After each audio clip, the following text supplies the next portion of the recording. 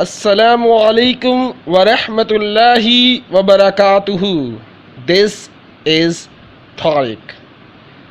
आज हमारा लेसन है लेसन वन प्रेजेंट प्रोग्रेसिव और प्रेजेंट कंटिन्यू इन उर्दू। आज हमारा लेसन है प्रेजेंट प्रोग्रेसिव और प्रेजेंट कंटिन्यू। ये हमारा पहला लेसन है प्रेजेंट कंटिन्यू और प्रेजेंट प्रोग्रेसिव का। इस लेसन को शुरू करने से पहले एक बात बताता चलूँ आप सब के लिए, मेरे जितने बच्चे हैं जो मेरे रेगुलर स्टूडेंट्स हैं, जो मुझसे सवाल करते हैं, अपने असाइनमेंट कंप्लीट करते हैं, तो उनके लिए सरप्राइज़ ये है कि नेक्स्ट वीक वो अनाउंसमेंट करूँगा। वो क्या अनाउंसमेंट होगी? वो बहुत ही ज़बरदस्त अनाउंसमेंट होने वाली है, लेकिन उन बच्चों के लिए जो सिर्फ़ और सिर्फ असाइनमेंट पूरा करते हैं, उनके लिए एक तोहफ़ा है, एक गिफ्ट है मेरी तरफ से। इंशाल्लाह I will announce next week. Okay, so now let us start our lesson. हम शुरू करते हैं अपना lesson. We use present progressive to say that something is going on now or happening now. Present progressive का मतलब यह present progressive की definition यह है, present progressive कोई भी काम जो चल रहा हो, कोई भी काम जो हो रहा हो, ऐसा जैसे अभी मैं आपको पढ़ा रहा हूँ, right now I'm teaching you, so this is present progressive. ये क्या आता है? present progressive कहलाता है। क्यों? क्योंकि कोई भी काम जो चल रहा हो, at the moment, happening now, is going on, so ये तमाम चीज़ें कहाँ आती हैं? present progressive या present continue। ये दोनों नाम एक ही हैं। चलो शुरू करते हैं। इसको इस्तेमाल कैसे करते हैं, इसके लिए आपको एक स्ट्रक्चर याद रखना पड़ेगा। एक फॉर्म है subject plus is am are plus verb first form plus ing plus object. You have to remember this. Subject plus is am are, is am are plus verb first form plus ing plus object. Here is am are is helping verb. Okay, affirmative। आज हम बात करेंगे affirmative sentence कैसे बनता है। इसका बहुत ही आसान है। आपको पता है how many pronouns are there? There are 7 pronouns: I, you, we, they, he, she, it. Okay, so now you have to remember कि आई के साथ क्या आना चाहिए? Am, I am, you are, we are, they are, he is, she is, it is. Okay, so let me give you example. I am working. देखिए आपको याद होगा subject, subject is I, am is helping verb, working is verb plus ing, verb first form plus ing, work work is a first form. Now we are adding ing form, so working, I am working, I am working, मैं काम कर रहा हूँ। सही है। Second, you are working. Third, we are working, they are working, he is working, she is working, it is working। पहला जब भी लेसन होता है तो मैं उसमें डिफाइन करता हूँ और आहिस्ता आहिस्ता समझाता हूँ। उसका रीज़न ही ये होता है क्योंकि बेसिक होती है। जिनको आता है उनके लिए मसला नहीं है, लेकिन जिनकी बेसिक कमज़ोर है उनको समझाने के लिए ये डिटेल दी जाती है। तो परेशान मत होइएगा, आप आगे बढ़ा सकते हैं इस वीडियो को अगर ये चीज़ आपको पता है। लेकिन मैं इसके थोड़े से अपने उन बच्चों के लिए जिनको बिल्कुल भी ग्रामर नहीं आती उनको बताता चलूँ एक बात, कि आपने ये बात याद रखनी है कि आई एम, आई के साथ क्या आएगा? हमेशा एम, और एम के फ़ौरन बाद आपने वर्ब प्लस आईएनजी लगाना है। सही है। और यू के बाद फ़ौरन क्या लगाना? आर। ही के बाद फ़ौरन क्या लगाना? इज़। शी के बाद फ़ौरन क्या लगाना? इज़। इट के बाद फ़ौरन क्या लगाना? इज़। दे के साथ, दे के फ़ौरन बाद क्या लगाना है? आर, वी के फौरन बाद क्या लगाना, आर। अच्छा, इस तरह समझ में नहीं आएगा सर, ये डिफिकल्ट है, it's really difficult. So let's see in the examples. Examples में देखते हैं। एक वर्ब लिया मैंने, वर्क, ज़रा देखें पहला सेंटेंस देखें, आई एम वर्किंग हार्ड। वर्किंग का मतलब होता है काम करना, और वर्किंग हार्ड सख्त मेहनत करना या सख्त काम करना। हम ये नहीं बोलते सख्त काम कर रहा हूँ, हम बोलते हैं सख्त मेहनत कर रहा हूँ। बात एक ही है, सख्त काम करना या सख्त मेहनत करना बात एक ही है, सिर्फ बोलने का स्टाइल अलग है। So I am working hard, I am working hard, मैं सख्त मेहनत कर रहा हूँ। अब इसको सब्जेक्ट चेंज करेंगे, देखिए सब्जेक्ट चेंज करूँगा, सब्जेक्ट का मतलब आई चेंज कर रहा हूँ सिर्फ। यू के साथ क्या लगता, आर। पूरा जो सेंटेंस है वो सेम रहा, you are working hard, you are working hard, तुम सख्त मेहनत कर रहे हो। तुम का मतलब यू, ओके। नेक्स्ट देखिए, वी आर वर्किंग हार्ड, हम सख्त मेहनत कर रहे हैं। दे आर वर्किंग हार्ड, वो लोग सख्त मेहनत कर रहे हैं।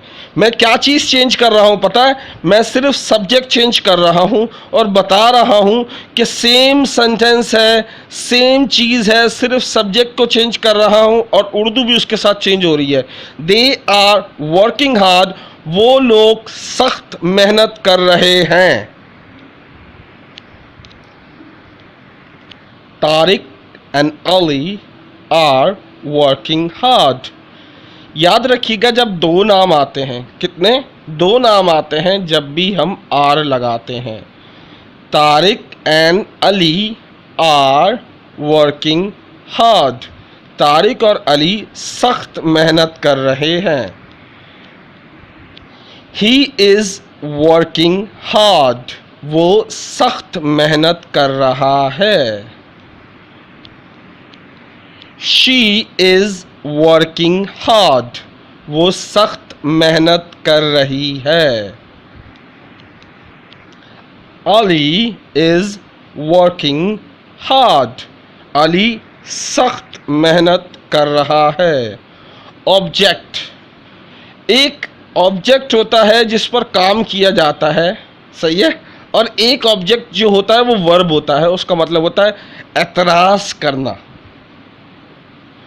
मुझे एतराज़ है, तो आप कैसे बोलोगे, you are objecting to me, तुम मुझ पर एतराज़ कर रहे हो। You are objecting to me, तुम मुझ पर एतराज़ कर रहे हो। नेक्स्ट देखें, they are objecting to me, वो लोग मुझ पर एतराज़ कर रहे हैं। नेक्स्ट देखें, he is objecting to me, वो मुझ पर एतराज़ कर रहा है। She is objecting to me, वो मुझ पर एतराज़ कर रही है। Don't forget to go to www.facebook.com/EnglishUrdu। Next देखें, I am telling the truth। telling का मतलब क्या होता है, बोलना। the truth, such. I am telling the truth, मैं सच कह रहा हूँ, मैं सच बोल रहा हूँ। यार तुम झूठ बोल, नहीं मैं सच बोल रहा हूँ। I am telling the truth, why don't you trust me, why don't you understand, why don't you believe on me, तुम मुझ पे भरोसा क्यों नहीं करते। I am telling the truth, मैं सच कह रहा हूँ। You are telling the truth, you are telling the truth, तुम सच कह रहे हो। We are telling the truth, we are telling the truth, हम सच कह रहे हैं। They are telling the truth, they are telling the truth, वो लोग सच कह रहे हैं। Tariq and Ali are telling the truth, Tariq और अली सच बोल रहे हैं। He is telling the truth. वो सच कह रहा है। She is telling the truth. वो सच कह रही है। Saima is telling the truth. Saima सच कह रही है। I am playing cricket. मैं क्रिकेट खेल रहा हूँ। We are playing cricket. हम क्रिकेट खेल रहे हैं। You are playing cricket. तुम क्रिकेट खेल रहे हो। They are playing cricket. वो लोग क्रिकेट खेल रहे हैं। याद रखिएगा, इस लेसन के आखिर में जो असाइनमेंट दिया जाएगा, उसको जो भी लेसन इस वीक में आपको दिए जाएंगे, अपलोड किए जाएंगे, उन सब के जवाब और असाइनमेंट जो कंप्लीट करेगा, उसी को नेक्स्ट वीक जो अनाउंसमेंट होने वाली है गिफ्ट, उसमें पार्टिसिपेट कर सकता है, अदरवाइज़ नहीं कर सकेगा, ना उसको गिफ्ट मिलेगा। गिफ्ट सिर्फ उन बच्चों के लिए है जो वाकई में मेहनत कर रहे हैं, जो वाकई में कोशिश कर रहे हैं, जो वाकई में सीख रहे हैं इंग्लिश और प्रैक्टिस कर रहे हैं, मेहनत कर रहे हैं, बार बार अपना वक्त इस पर लगा रहे हैं। सिर्फ उनके लिए है, ऐसों के लिए बिल्कुल नहीं है जो महीने में एक दफ़ा वीडियो देख के यार इंग्लिश नहीं आई। ऐसे इंग्लिश नहीं आती। इंग्लिश आती है, आप अपने आप से कहो कि भाई मैंने रोज़ करना है, रोज़ मेहनत करनी है, तो फिर देखिए आप कामयाब हो जाएंगे। Tariq and Ali are playing cricket. Tariq और अली क्रिकेट खेल रहे हैं. He is playing cricket. वो क्रिकेट खेल रहा है. She is playing cricket. वो क्रिकेट खेल रही है. Sara is playing cricket. Sara cricket खेल रही है. एंड वन मोर थिंग कि इसमें जो इट है, it basically it is raining, क्योंकि ये इट जो है वो हम किसी ऐसी जानदार चीज़ के लिए नहीं इस्तेमाल करते. फॉर एग्जाम्पल इंसानों के लिए इस्तेमाल नहीं करते, जानवरों के लिए इस्तेमाल करते हैं, या पौधे वगैरह के लिए, ऐसी चीज़ों के लिए इस्तेमाल करते हैं. It is raining. It is raining. ये बारिश हो रही है. नाउ फर्स्ट असाइनमेंट, पहला असाइनमेंट है you have to make 5 sentences. आपने पाँच जुमले बनाने हैं फ्यूचर सिंपल के affirmative sentence. Second assignment, you have to translate into your own language whether you speak Urdu और हिंदी. आप चाहे हिंदी बोलते हो, चाहे उर्दू बोलते हो, चाहे चाइनीज़ बोलते हो, लेकिन आपको ये ट्रांसलेट करना है अपनी ज़बान में. पहला सेंटेंस देखें. You are getting fat. You are getting fat. We are watching TV. We are watching TV. They are playing piano. They are playing piano. Now, previous question I ask, world's largest airport in the world. Where is the world largest airport in the world? कि सबसे बड़ा airport दुनिया का कहाँ है? तो वो USA में है. सही है. अक्सर बच्चों का सही जवाब था माशाल्लाह से. क्वेश्चन ऑफ द डे, आज का सवाल. Which country has 11 official languages?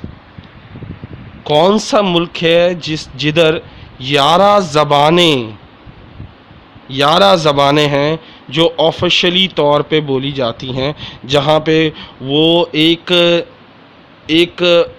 समझ लें जैसे हमारे मुल्क में एक ज़बान है. फॉर एग्ज़ाम्पल सिर्फ़ और सिर्फ उर्दू, जिसको ऑफिशियली कहा जाता है वो ऑफिशियली उर्दू है. हिंदुस्तान में हिंदी है. ऐसा कौन सा मुल्क है जिसमें 11 ज़बानें हैं? India, USA, Canada, south Africa. So in my next lesson I will tell answer of this question.